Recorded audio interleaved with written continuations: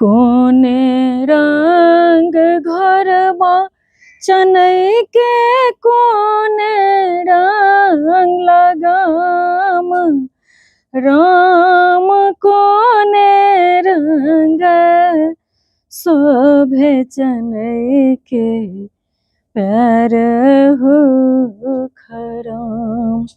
हे राम कोने रंग शोभे चनई के पैर हो खराम। उजरे रंग घोरबा चनई के उजरे रंग लगाम राम उजरे रंग शोभे चनई के पैर हो खराम।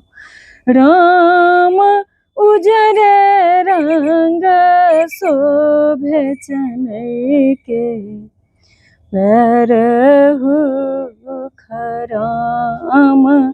उजरे रंग धोतिया चनई के उजरे रंग जना राम उजरे रंग शोभे चनई के सिर हो के पाग। राम उजरे रंग शोभे चनई के सिर हो के पाग।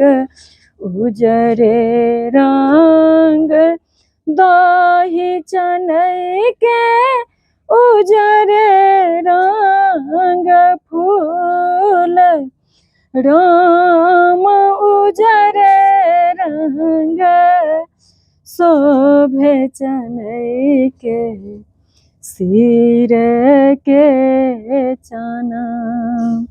राम उजरे रंग शोभे चनई के सिर हो के पाग।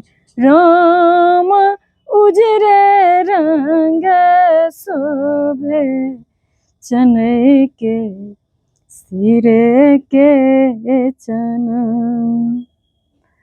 तही सबक फरमाइश छला जे चनई के गीत सुनाओ। तो अखन मधुश्रावणी पाबनि आबि रहल अछि। सब गोटा के हम बहुत बहुत शुभकामना दै छी अखंड सौभाग्य के प्रतीक मधुश्रावणी पाबनि के। नव विवाहिता सहित समस्त सुहागिन के हम बहुत बहुत शुभकामना दै छी। मिलै छी बहुत जल्दी हम अगला वीडियो में। ताबत तक सब गोटे के जय सिया राम, जय मिथिला धाम।